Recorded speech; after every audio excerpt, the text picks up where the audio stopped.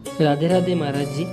महाराज जी एक भक्त हैं जिनका कहना है कि मैंने अपने जीवन में कई सारे काम किए, कई सारे प्रयोग किए, बहुत सी पढ़ाई की, लेकिन आज दिन तक किसी भी काम में उन्हें सफलता नहीं मिल पाई है। कृपया इनका मार्गदर्शन करें। राधे राधे। आज से कुछ समय पहले विद्यार्थी गुरुकुल में ही रहकर पढ़ा करते थे। उस समय बच्चे को अच्छी शिक्षा ग्रहण करने के लिए गुरुकुल में भेज दिया जाता था। बच्चे गुरु के सानिध्य में आश्रम की देखभाल और अध्ययन भी किया करते थे। यदुराज को भी सभी की तरह छोटी उम्र में गुरुकुल भेज दिया गया था। वहाँ आश्रम में अपने साथियों के साथ घुलने मिलने लगा, लेकिन वह पढ़ने और लिखने में बहुत ही कमज़ोर था। गुरुजी की कोई भी बात उसके बहुत कम समझ में आती थी। इस कारण सभी छात्रों के बीच वह हमेशा उपहास का कारण बनता था। उसके सारे साथी अगली कक्षा में चले गए, लेकिन वो आगे नहीं बढ़ पाया। गुरुजी ने भी आखिर हार मानकर उसे बोला, बेटा मैंने तुम्हें पढ़ाने के लिए सारे प्रयोग करके देख लिए, लेकिन फिर भी तुम वैसे के वैसे ही हो। अब तुम्हारे लिए यही उचित होगा कि तुम यहाँ अपना समय बर्बाद मत करो और अपने घर जाओ और घर वालों के काम में मदद करो। यदुराज ने भी सोच लिया कि शायद विद्या मेरी किस्मत में नहीं है, और वह दुखी होकर गुरुकुल से घर के लिए निकल गया।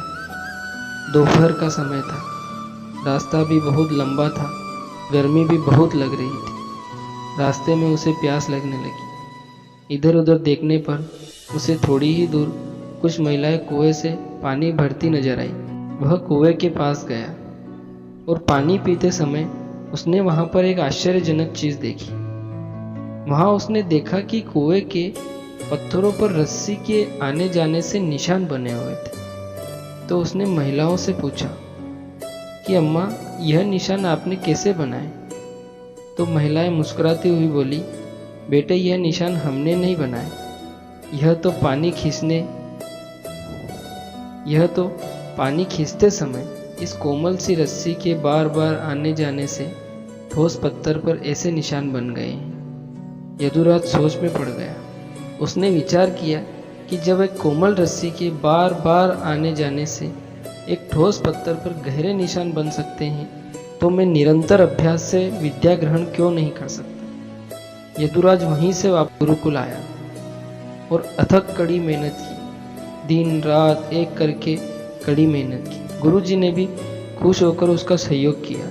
कुछ ही सालों बाद वही मन बुद्धि बालक यदुराज आगे चलकर संस्कृत व्याकरण का महान विद्वान बना, जिसने लघु सिद्धांत कौमुदी, मध्य सिद्धांत कौमुदी, सार सिद्धांत कौमुदी और गिरणा व पंदमंजरी की रचना की। दोस्तों, इस कहानी से हमें यह सीख मिलती है कि बिना अभ्यास के हम कुछ भी हासिल नहीं कर सकते।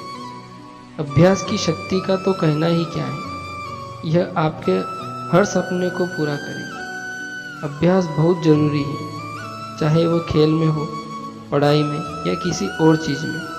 बिना अभ्यास के आप सफल नहीं हो सकते हो। अगर आप बिना अभ्यास के केवल किस्मत के भरोसे बैठे रहोगे, तो आखिर में आपको पछतावे के सिवा और कुछ नहीं मिलेगा। इसलिए अभ्यास के साथ धैर्य, परिश्रम और लगन रखकर आप अपनी मंजिल को पाने के लिए जुट जाएं।